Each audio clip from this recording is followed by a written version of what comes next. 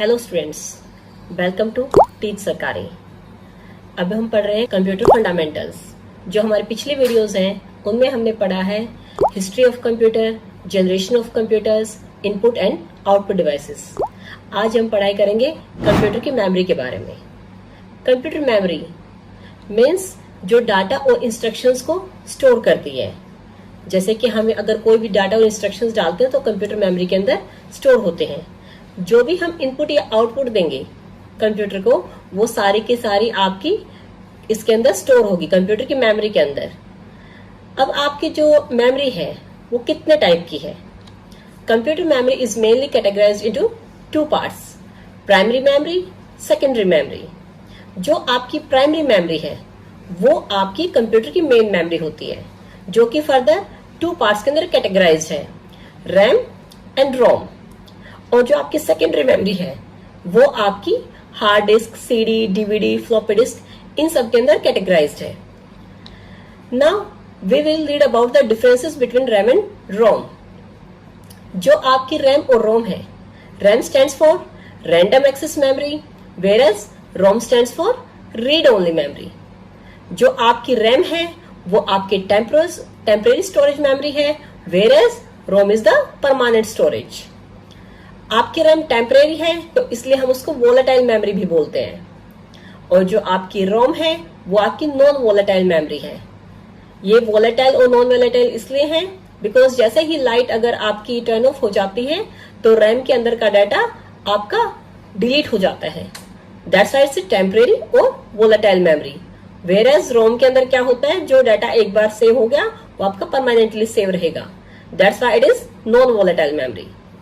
Next one, speed and storage capacity affects the computer speed. जैसे जैसे आपकी RAM का साइज बड़ा होगा वैसे वैसे जो आपकी कंप्यूटर की स्पीड है वो इंक्रीज होगी। बट जो आपकी रोम है उसकी स्पीड और स्टोरेज का कोई भी कंप्यूटर की स्पीड के ऊपर इफेक्ट नहीं होता। सो वो कोई डायरेक्टली प्रोपोर्शनल नहीं है। आपकी जो रैम है वो नॉर्मल ऑपरेशंस के लिए यूज करते हैं और जो आपकी रोम है वो हम कंप्यूटर को जब स्टार्ट करते हैं, स्टार्टअप प्रोसेस के लिए हम उसको यूज करते हैं। रैम के अंदर हम रीड एंड राइट दोनों चीजें कर सकते हैं, जबकि आपकी जो रोम है, नेम से ही पता लग रहा है, read only means it is used to only read, यानी कि सिर्फ रीडिंग पर्पज के लिए हम रोम को यूज करते हैं। नाउ अब हम डिफरेंस देखेंगे प्राइमरी मेमोरी और सेकेंडरी मेमोरी के बीच। जो आपकी प्राइमरी मेमोरी है वो आपकी डायरेक्टली कनेक्टेड होती है सीपीयू के साथ, जबकि आपकी जो सेकेंडरी मेमोरी है वो आपकी डायरेक्टली कनेक्ट नहीं होती है। जो आपकी प्राइमरी मेमोरी है वो डाटा एक्सेस फास्टली करती है, वेयरएज जो आपकी सेकेंडरी मेमोरी है वो डाटा एक्सेस वेरी स्लोली करती है। जो आपकी प्राइमरी मेमोरी है वो आपकी डाटा की प्रोसेसिंग के लिए यूज होती है, जबकि आपकी सेकेंडरी मेमोरी डाटा को स्टोर करने के लिए यूज की जाती है। मीन्स डाटा को प्रोसेस करना है, डाटा को एक्सेस करना है, या कंप्यूटर की स्पीड से अगर रिलेटेड कोई चीज है, that is all over about the primary memory. That's why इसको हम मेन मेमोरी भी बोलते हैं। जबकि जो आपकी सेकेंडरी मेमोरी है वो मोस्टली स्टोरिंग के लिए यूज होती है। जो आपकी प्राइमरी मेमोरी का जो साइज है वो स्मॉलर होगा as compare to secondary memory. आपकी जो प्राइमरी मेमोरी है उसको हम इंटरनल मेमोरी भी बोलते हैं, और जो आपकी सेकेंडरी मेमोरी है उसको हम एक्सटर्नल मेमोरी बोलेंगे।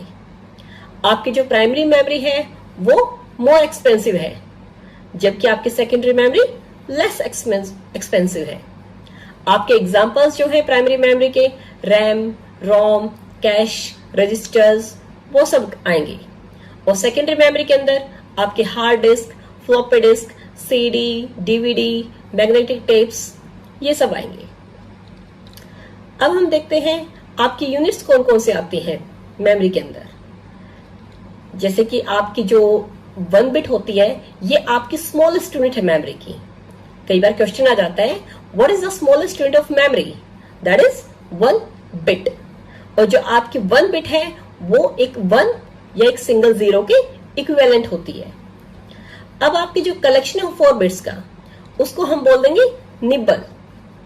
Now collection of 8 bits is known as 1 byte and collection of 1024 bytes equals to 1 KB यानी कि 1 kilobyte. 1024 kilobytes equals to 1 megabyte. And 1024 megabytes are equal to 1 gigabyte. 1024 gigabyte equals to 1 terabyte. And 1024 terabyte equals to 1 petabyte. ये आपके computer की memory की units हैं जिनको हम आपस के अंदर स्टोर करते हैं. उसके बाद आपके आते हैं टाइप्स ऑफ कंप्यूटर. आपके जो कंप्यूटर्स हैं वो साइज के बेस पे हमने कितने पार्ट्स के अंदर कैटेगराइज किए हैं, वो हमने 4 पार्ट्स में कैटेगराइज किए हैं. First one super computers, second one main frame computers, third one mini computers, fourth one micro computers. अब हम सबसे पहले पढ़ेंगे सुपर कंप्यूटर्स के बारे में. जो आपके सुपर कंप्यूटर्स हैं वो साइंटिस्ट वगैरह के द्वारा यूज होते हैं. जो साइंटिस्ट हैं मोस्टली उसको साइंटिफिक ऑपरेशंस के लिए यूज करते हैं. इनका जो साइज है वो बहुत ज्यादा बड़ा होता है और ये जो कंप्यूटर्स हैं वो बहुत ज्यादा फास्टेस्ट होते हैं.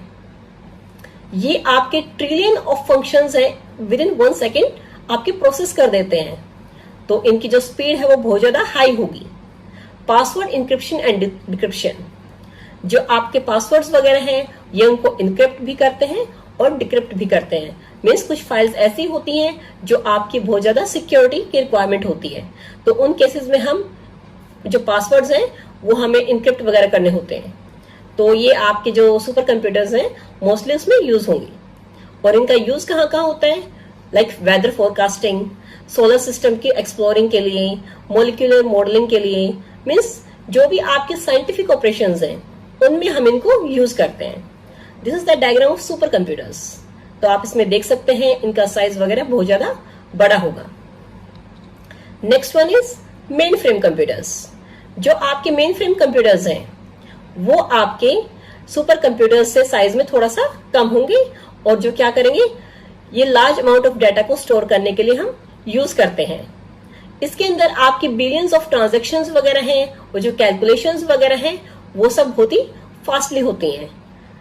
वो आपका साइंटिफिक पर्पस के लिए यूज होता है सुपर कंप्यूटर्स, और ये आपके मोस्टली ट्रांजैक्शंस और कैलकुलेशंस के लिए यूज करेंगे.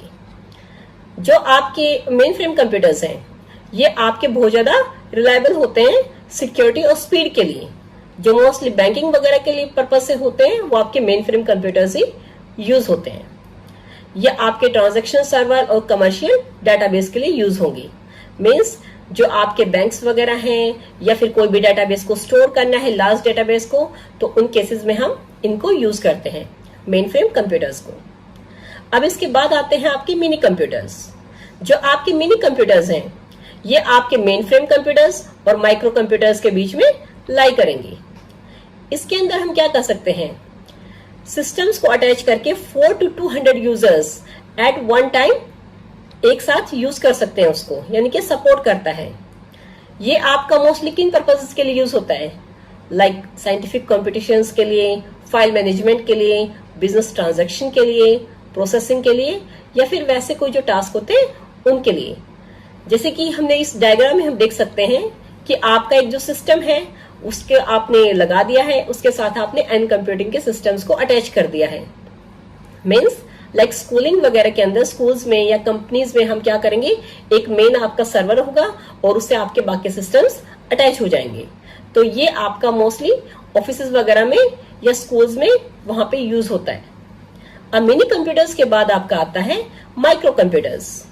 माइक्रो कंप्यूटर्स, ये नाम से ही पता लग रहा है कि आपका साइज में बहुत ज्यादा छोटा होगा.